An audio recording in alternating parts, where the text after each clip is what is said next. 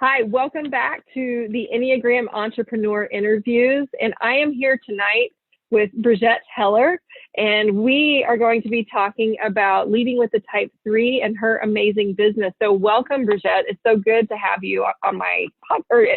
I want to call it a podcast. It's not yet. It was an Instagram Live. Now it's just a recorded thing. I don't know. So here we are. It will be a podcast someday. That's right. It's my show. So welcome. Thank you. Thank you for having me. I'm excited to be here. I love talking the Enneagram, and we had a little chat before we jumped on here, and you guys, this is going to be really good. She's got some great insight and translation into leading with the Type 3 and being an entrepreneur. So this is going to be a fantastic episode. So Brigette, I would just love for you to briefly introduce yourself, you know, your Enneagram type, where you're from, and a little bit about your business. Okay, so my Enneagram type is a 3. We were talking before, like I always go back and forth whether I'm a 2 or a 4 wing, and apparently I can be both, which is exciting because I'm all about claiming more than less, right? Yes. Love it. So I definitely relate in pieces to all of the 2 and the 4, and then of course my core is a 3. I have a company called The Strong and Capable, and The Strong and Capable is exactly what it sounds. I help people step into who they are, knowing who they are, and embracing the fact that they are truly strong and capable. I have a podcast that launched in January that I love. It's my favorite thing on earth. And then I have a membership community, and in the membership community, we talk about, again, who are you, and how do your thoughts impact your daily life? How do we interact with others based on our personality type? So it really fits into kind of the world that you do too, because we really dive in and talk about like, how does your history and the different stages of your life impact what you're doing right now and what you're going to do in 10 years. And then we live with intention. So it's all about intentional living. And I love it. It's the best job I've ever had, was the one I created for myself. That's awesome. And I can totally relate to that. And yes to intentional living. I have so much yes to that. Absolutely. It's all about identifying the desired outcomes and setting our intention so that we kind of set our compass in the direction we want to go. So I love what you're doing in the world and the work that you're putting out and the energy that you're putting out. And let's touch back again on the wings for a minute. So yes, we did talk about them, and I had mentioned that we can develop both wings over the course of time. And often as we get older, we start to develop in, our other wing that maybe wasn't quite as developed at the inception of when we discovered our Enneagram type. I have definitely identified that I have both a 9 wing and a 7 wing. And when I became an entrepreneur, it became very evident my 7 wing started to get stronger than my 9 wing. So for you, what we had talked about before was at the inception of you discovering your type, and this will get into the next question actually, which is how long have you been working with the Enneagram and how did you hear and learn about it? We'll get into that in a second. But at the inception of you learning your type, you told me that you had been guided toward a particular wing. Which wing was that? The 4. Mm-hmm. Okay. And at the time, was that reflective of the season of your life? I felt like at the time it was, so I've taken, for me, doing the work I do, and I've been doing it for almost 20 years, right? So like personality is so important, and understanding who you are and the base and like the intent of your heart and the things that might fuel you or take away from you. Like it really is important. And I don't know, in this world, the Enneagram world, they understand that. But in the big world, most people don't, right? So I've taken so many personality tests over the years. And one of the things I found is none of them stuck with me the way the Enneagram is, because I could manipulate them. That sounds terrible. But I'd look at it and be like, who do I want to be? Do I want to be a leader? Do I want to be a campaigner? Who do I want to be? And then I would just answer the questions based on that. And so, Sure. So I feel like, I don't know, there was something about the 4 that when I was first guided to that, I was like, okay, I mean, that feels closer than anything I've done at this point. Anything that I've done that feels, because when she first went through and talked about that I was a 3, it was like she could read my soul. A little freaky, honestly. I was like, I don't know about this. You know too much about me that I keep hidden usually. No, not really. I'm pretty out there, but like we don't always bare our soul for the world. And it feels like a little bit when you identify your Enneagram type that your soul is out there for the world to see. And so that was a little interesting for me. So Yeah, the 4, I could accept sure. it because so much of what she said, like 95% of it was so on, so on. So, but And the more, and yeah, so good. Well, no, go ahead. Finish what you were saying. I'm sorry. just the more that I learn about it, the more I feel like a 2 is the softer, sweeter version of me I want to be, and that I am Yeah. more now. I don't know. No, I think that's really interesting. So, I mean, like with the 3-wing 4, you're looking at a performer or an achiever who has a wing of like the individualist or the romantic. So you're getting more into that. There may be a little streak of melancholy, or there is a streak of more internalizing in a way that slows things down or gets more withdrawn, right? Whereas the 3-wing 2 is probably going to be more in the body, more active, more and the 3s are already like insanely active. They're one of the 3 most active types on the Enneagram. The other 2 being the 8 and the 7. But the 3's already in the body, and with the 2, you add the emotional strength and the body, right? And then the 2's biggest work really is moving into that head space, and because they go emotion, body, head, like that's their response to stimuli. So with the 3, it really is more of the body and the head that they're focused on. And they kind of detach from the emotions because emotions slow you down, and the 3's don't want to be slowed down. So their work is to move back into that emotion heart space. So when you have that 2 wing, you may be a little more in touch with that space. And that's a really good thing for a 3. It's super good because that is where the work is for them. So if you feel like that, speaks to you, I think that, that's a great call out. And you could have both. Yeah. And I think it doesn't even make sense as I study it to be the 4. I mean, I definitely carry traits of that. No doubt about it. Sure. But like the work I work in is literally emotional. I always say the strong and capable is understanding your mind, and then the intent of your heart, and then intentional action after that. It's these 3 pieces, 3 specific pieces that we're focusing on and talking about. And so that 2 wing just embodies that so beautifully of what my whole passion and world is. Yeah. And it's interesting because you within the Enneagram, it is the 3 centers of intelligence: the heart, the head, and the body. So it all translates universally, which is really, really cool. And so your work definitely translates into all 3 of those centers of intelligence in a really mindful way. And so I think that's really cool.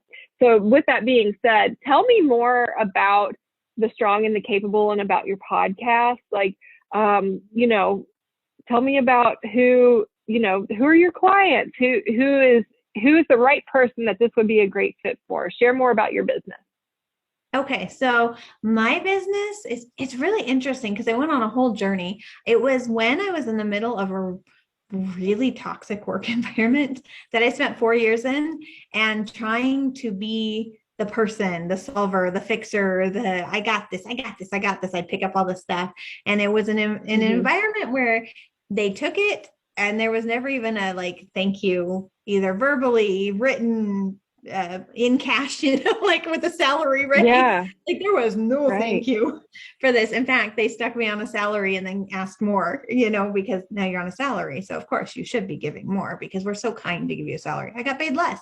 But so it was just really like, I just really lost myself in this. But as I was going through that, one of the ways that I was taught to find yourself is to serve others. So I started the Strong and Capable in the middle of this thing, and I really focused on mental health because mental health is something I'm surrounded by. I have anxiety. I've had postpartum depression 3 times now. Yay. And That's tough. Yeah. So like I've been there, and I do have siblings and aunts and uncles and grandmas and all sorts of people in my life who have dealt with mental health in really intense ways, borderline personality disorder, PTSD, things like that. And what we found ourselves in the situation a lot was like, what do we do now? So someone just had a full-on suicidal meltdown. What do we do? How do we handle this? How do we talk about this? And especially 5 years ago, you didn't really talk about these things without people like backing up and being scared of you. So I started the Strong and Capable really to just talk about, man, when you're on the floor crying because you just went through something horrible, you are still strong and capable. That is strength because you're still going. And to show emotion is strength, and to really talk about those things.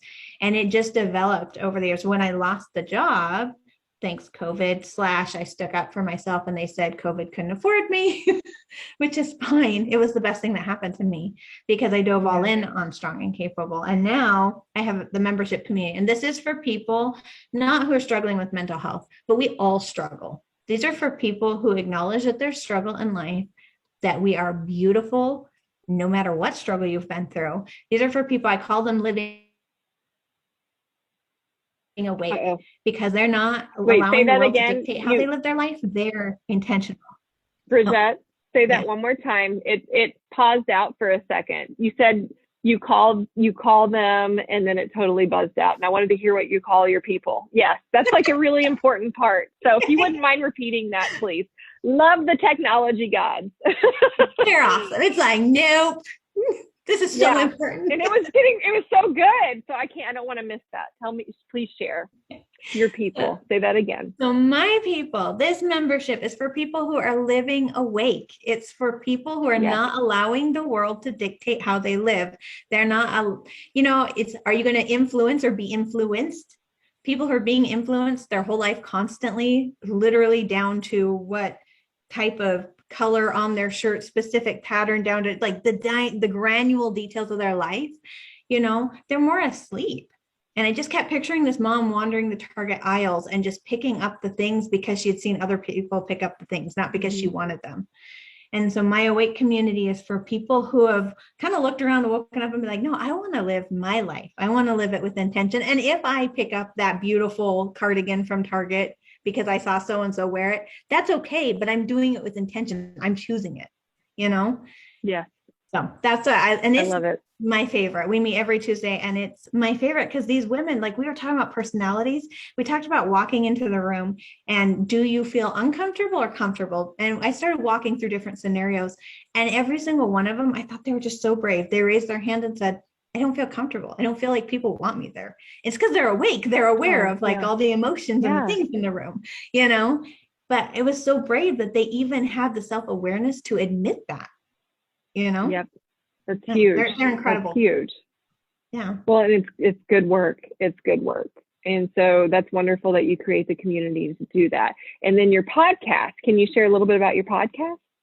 Yeah. So the podcast, The Strong and Capable, I thought so much like, what should I call this thing? It was so silly that I had spent weeks spinning on what could it be called, because it is The Strong and Capable. But the theme this year is say yes to life.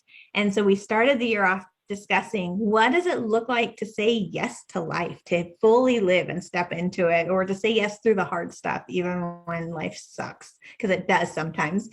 And then each month has its own theme. So like this month is loving your quirks and honoring the stages of your life. And then May is Mental Health Awareness Month. So I really looked at my person and said, okay, what are we going through throughout the year? What would help us at different times of the year be strong and capable? So yeah, that's the podcast, and I love it. Yeah, and thank you. I was a guest on it in February, which I can't believe we're like pushing May now, but but I'm so grateful that you shared your platform with me, and it was an honor to be on that wonderful podcast. So thank you for that. And so what I'd like to talk about now is we've kind of touched on your journey to becoming an entrepreneur, but you have a business with your sister as well. So this is not your first rodeo. So tell me about that entrepreneurial spirit as a type 3. What does that look like? I think, so for me, right, a huge part of what I do is motivated by impact. I want to make an impact. I want to see, like for me, when I see someone own who they are and step forward, it's magic. Like that is so cool. I want to make an impact. So my entrepreneurial, that's a long, weird word, right? Like journey started forever ago. When I was 17, this is not, I mean, it makes sense in 17-year-old world, really, actually, now that I think of it. But I had 3 carts in the mall. I don't know if you've ever seen Mall Cop, but in Mall Cop, his girlfriend has this cart called Unbelievable. So cheesy. fabulous. And it's hair pieces. So I had those cards at 17. Oh, you did? Okay. I love it. Okay. I totally did. Awesome. And I had them in 3 malls in 2 states. And I started into college at 17. I left high school early, and I decided college, I didn't need college. And so I went into business at 17, and my parents were like, okay, go for it. Yeah. Wow. So, right. So That's I did awesome that your parents were willing to support that, like, and just let you be you and go out and try to be in the world. Like, that is really cool and not often heard of. Well, they're unique humans. My mom and dad were married at 16 and 19. They were little, and she was not pregnant. This was like the choice they made. So wow. Okay. Gotcha. Like they're gotcha. Very unique humans. And so they encouraged me at 17 to like fly the nest and go live life. But that's cool. How did that venture go? Like, what was it successful? What kind of lessons did you pull from it? What did that look like? It was super successful. It taught me a ton about taxes because I didn't know how to do them. And it also taught me, oh my gosh, I still hate them to this day. It also taught me a lot about employee management, right? Because I had 3 stores in the malls. I was hiring college age students. I was 17. So a lot of them were older than me. And so learning how to manage 30 employees through the holidays when, at the end of a semester, all of them would go home and just quit on me. So like, cool, I'll just work 12-hour days during the craziest time of the year. It also taught me what sales really was and how to identify different traits in people and how to get the right kind of employees that I needed to do the job, right? Because if I didn't have the right employees, and sales tanked, and then nobody's successful. And we worked off commissions and stuff for the girls, but it was primarily girls at that time. My husband could sell them though, because I did marry him into this process, and he could sell the hair pieces. That's awesome. Yeah. So it was that is such a great story. Right. But okay, so it was a trend. So how long did it last? So it lasted about 2 years, and then I knew it was a trend. I knew it when I signed up for it. I knew it was, but I felt like I could make it very successful, and I did. And so we moved into the event planning business because I had been doing events for my dad's company since I was like 14. So I just believed I could do anyone's wedding, of course, right? And so we opened a store in the mall, and it was working. It was so hard. It was so hard to get the store up and going at that time. But the mall trusted me because they had a relationship with me. And we were painting and redesigning and creating really for the launch of this. And I was so sick. But every time I launch a company, I get sick because I put everything in and exhaust myself. And so here we are, and I'm so sick day after day after day. It took us 9 weeks. And I looked at my husband, I was like, we could be pregnant. Like this could be a thing because we are married. We obviously live together. So, and sure enough, I was pregnant with my first. So here I'm 21, opening a That's new how those company. things happen. Yeah. So that's how those things happen. It was. And you know what? We had a great wedding planning business for 9 months. And then when she was born, I looked at him and said, no way. Yeah. No way. She was born 3 weeks early, and I was doing a wedding when she was 1 week old. Oh, that's a lot. Yeah, it was too much. But, from there, honestly, like you talk about entrepreneurial journeys, I have been involved in anything and everything that like piqued my interest because I love being out in the world. I like, again, making impact. So I've been president of the Celiac Disease Foundation here in Arizona. I was in their leadership for about 7 years. I made cakes. I was Elsa for 2 years. We had a freezing in Arizona company. So I dressed up as Elsa and sang. I bet you were a great Elsa. That's awesome. Because you sing as well, right? Oh, yeah. Yeah. Yep. That's cool. And so, I mean, I made tutus at one point and sold them at boutiques. Like, I like adventure. I like new things. I like a challenge. So business has always been, it's in my blood. It's who I am. Yeah, that's really cool. So then tell me, like, with understanding the Enneagram and your type and the motivation. So we know the motivation is, of course, it's the achiever, the performer, the desire for external success and accolade. That recognition is very important because oftentimes the unself-aware three typically will project the feeling of love upon receiving those accolades. Mm-hmm. Receiving acceptance and accolades externally equals love and worthiness. Mm-hmm. And so the work of the three is really to understand that they are worthy just as they are, which I feel like you've done a lot of work on that. But having said that, that still is kind of a primal motivation that was developed during childhood. So how has understanding this kind of helped, and the strength of it helped your business, and where have you seen challenges with it? So I would say the challenge is, I mean, like you said, it's lifelong work on this, because in my mind, love is conditional, or success is conditional, or whatever it is conditional, and it's all based on me. So that's a heavy burden to carry and not a realistic one. Mm-hmm. Right. Mm-hmm. So, and that's how like I mentioned, I've made myself sick multiple times. That's very common with a three. Yeah. That's actually how I met my husband, though, because I was launching this company, this wig thing. Right. And I was launching a new store. I don't remember what was happening, but it was a new launch. And I wore myself so badly that I had bronchitis so bad. I went to the doctor and he said, you take a vacation or I put you in the hospital. So was he your doctor? No, he was. I wish, right? No, just kidding. That'd be so romantic, like a movie.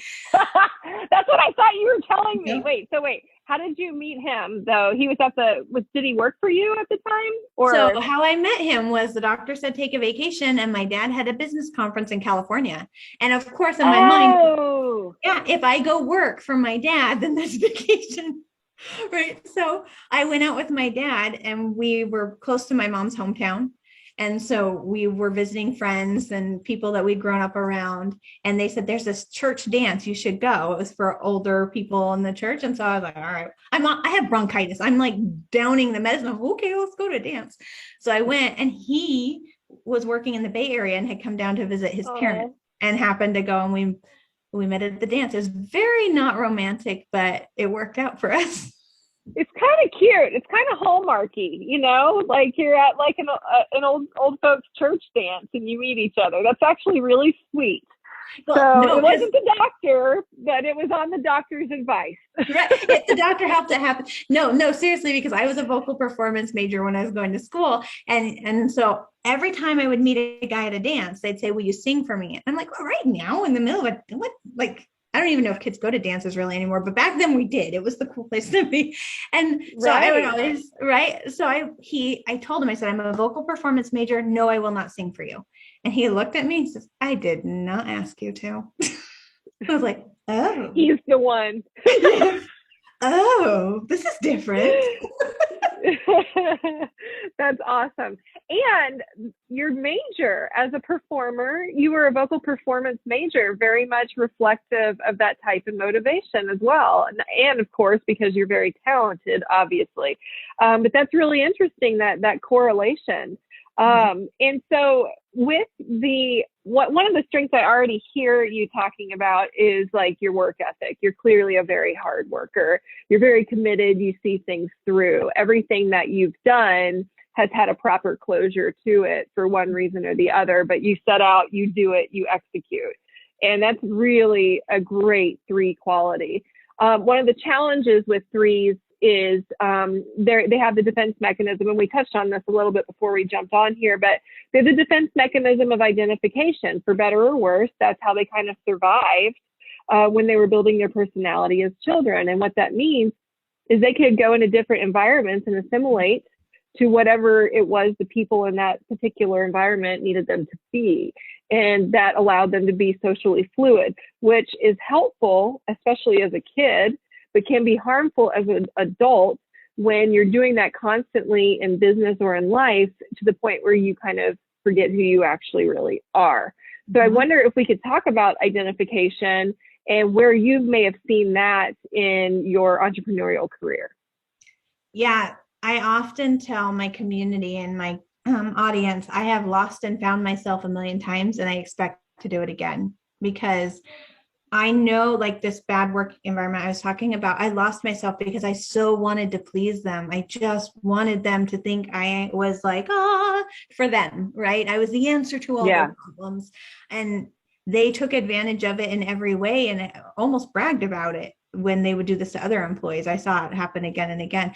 And so I think the struggle for me is always, I always say I'm never enough. That's like my victim mentality that I go to. It's never enough. It's never enough. Every time someone's disappointed in me, or a business thing doesn't work out, or whatever, it doesn't line up the way in my heart and mind it should have, it's because I'm never enough. I didn't read it well enough. I didn't see the clues I should have seen, so I really fight that victim mentality. And because of it, I lose myself a lot in that. I kind of spiral in that spot, and I have to really work hard to stop it.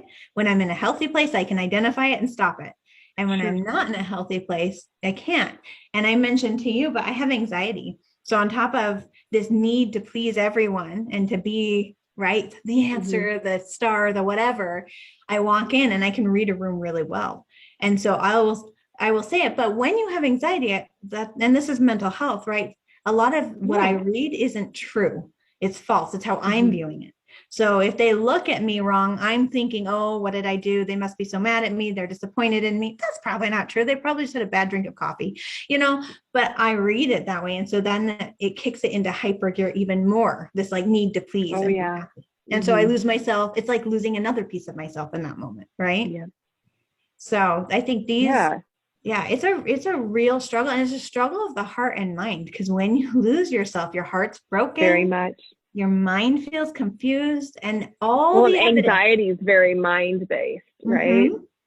Yeah. And we seek evidence for everything. And when you got anxiety, you got the evidence. It's ready for you.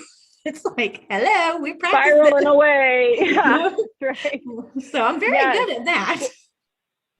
Well, so that's really interesting. So I want to go back to the wings for a second, because there's something that I can touch on that might look like help to you. But the 4, we talked about how you originally had been guided to the idea that you might have a 4 wing, and you definitely feel that you have a 2 wing. And I can totally see that, especially when you give context about your work and wanting to do to get noticed and to feel good and to show them that you're worthy and that, to feel needed, right? And so there's definitely a 2 motivation there. But what's interesting is what you called out that actually is the 4's defense mechanism, which is introjection. And for those people that are watching that aren't familiar with that term, introjection is basically the opposite of projection. So with projection, we actually externalize the things in our head onto other people because we're being triggered and it's really deep-seated about us, but we defensively push it out. And so with introjection, we're noticing the uneasy, the uncomfortable, the things that we feel like are off, and we're internalizing them and making them about us as though we caused it. And that is the 4's defense mechanism. So in that, I see a bit of a 4 wing, because you're deeply sensitive to the people around you. And then you've got a bit of inner critic, which I am careful of because the type 1 has the loudest inner critic, but there's that voice telling you that it must have been you or it must be you. And so within that lies a little bit of a 4 wing, just something to think about, which is very interesting. But I can see that also being part of the 3, because then it's tied, all 3 of the heart space numbers, which are 2, 3, and 4, are all tied back into feeling worthy. And so that worthiness and that external desire to be seen as worthy in different contexts and different motivations. And so it's very interesting to me to hear. I do totally think you have both wings. I can hear it as you talk. I think it's really neat to understand that. And definitely love the discussion about identification and how that's played a role. So thank you for sharing that, because it's a pretty vulnerable thing to share. Especially as a 3, talking about the defense mechanism and how it comes into play. So with that being said, understanding the Enneagram as a whole, how have you been able to use the tool in your work? Just whether it's just for yourself or if you've used it with your group, like what's that look like? So actually in my group last month, we talked about personality traits, and we went through and had them identify, or if they knew, a lot of them knew because it is more out there now. And so talked about, what does that mean then? And where's your heart pulling you to? Why are you reacting some of the ways you're doing? So we actually did talk about it in length. We also took several other personality tests and compared and contrasted what we learned from each. So I feel like knowing the Enneagram has been so good for me. I'll give you a great example. After I started the podcast, I like stepped into it. I was really resistant to it. I don't really like the sound of my own voice. And so I was resistant to it. I just felt like, I feel like I babble a lot or get sidetracked, or I don't know. I was like, is this really, I don't know. Does anyone want to talk to me? I just really questioned if it was for me. I like one-on-one connection. And I felt like this was maybe not so connective. It has become my favorite thing in the whole world, because it's totally connective. And I have met so many incredible humans, including like you. When we talked about self-care and self-love and had a beautiful discussion about it, right? And intentional living is beautiful. People should go check that out. But that's right. Right. But I was driving on my bike one day because I take my son to school on my bike every morning, and I'm riding home, and I was thinking how someone had called me. They said, "Oh, you're a performer," and I was like, "Oh no, I don't like to be called an influencer. I don't like to be called an informer. That makes me feel yucky." And I was driving home, and I thought, no, if I'm good at this, I can deliver my message, and if I enjoy it, the message is better for those who listen. So this actually isn't a bad thing at all. And being able to embrace it fully, I wouldn't have had that if I hadn't known my Enneagram type, if I hadn't been learning these things, because I was resistant to it. But when I realized it was a beautiful part of me, it was good. The other good part about it is now I'm just understanding some of the negative things. Like I can get so lost in my work or so passionate about whatever I'm advocating for, because I am an advocate heart all the way for a cause, right?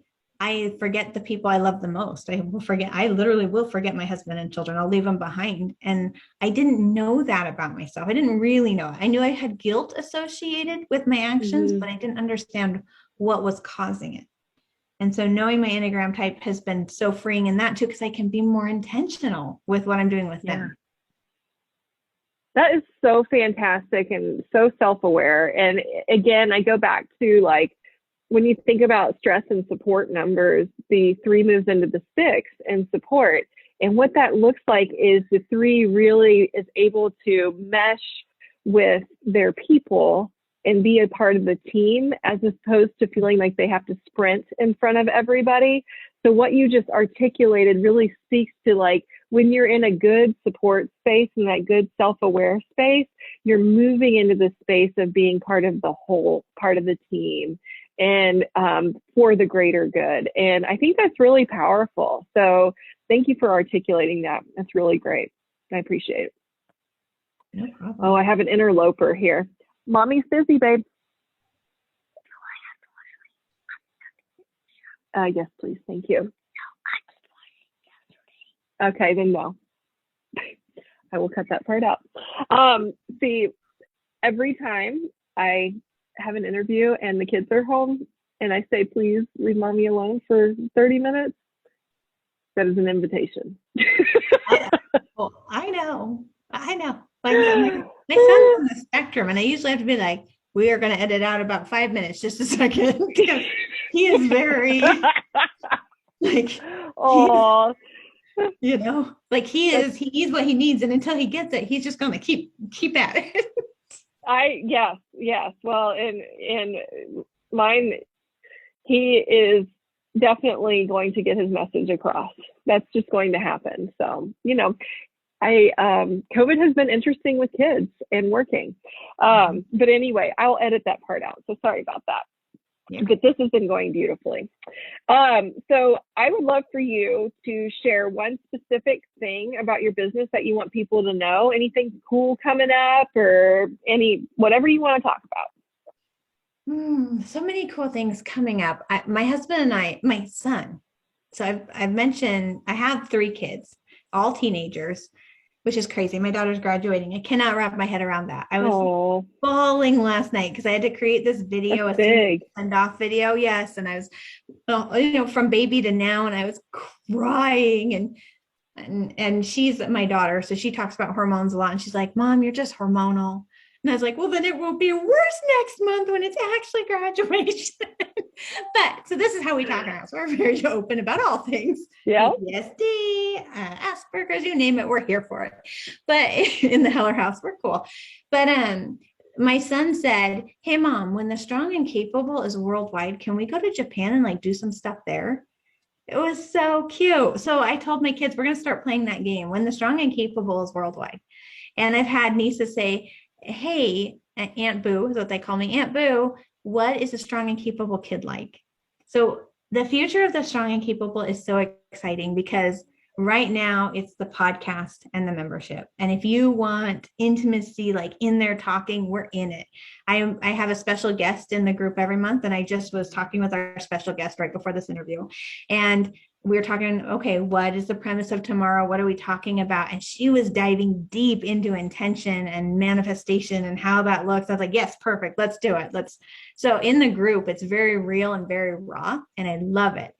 Moving forward in the future, the group will always be there, but we're looking at the Strong and Capable Kid, a series for that, the Strong and Capable Business, the Strong and Capable Partnership. Like we're looking at specific courses for specific ways of being strong and capable. I have a book that's been outlined for 3 years, so that'll be coming out. It's Awesome. like there's so many things. I'm like, what isn't possible? It's all coming, and I'm really excited about it. That's so fantastic. Congratulations. It's very exciting. Very, very exciting. And I love that your kids are visionaries. That's powerful. And may they always keep that perspective because that's huge for sure. So where can people find you? So people can find me. Actually, my Instagram is Brigette, BRIGETTE.Heller, HELLER. I switched it because I have a little Instagram for my kids, their achievements, and people kept finding me there. So it's Brigette.Heller, or they can find me on the Strong and Capable Facebook group. We have a free Facebook group there, or of course, www.thestrongandcapable.com. And on the website, it links you to everything, the podcast, if you want to join the Awake community, which is $19.99 a month. So it's an hour session once a week for $19.99. It's crazy cheap. Wow, that's a really good price. Yeah. Right.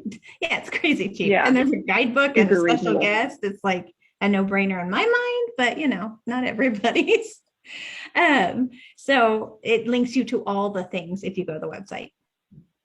Awesome. Well, thank you. You're doing great work. It was a pleasure talking to you. I loved hearing your journey as an entrepreneur and as an Enneagram Type 3. And I'm just really glad that we're connected and we've gotten to know each other. Me too. Thank you for having me. I always love spending time with you. Oh, thanks. Well, my pleasure. And until next time. All right.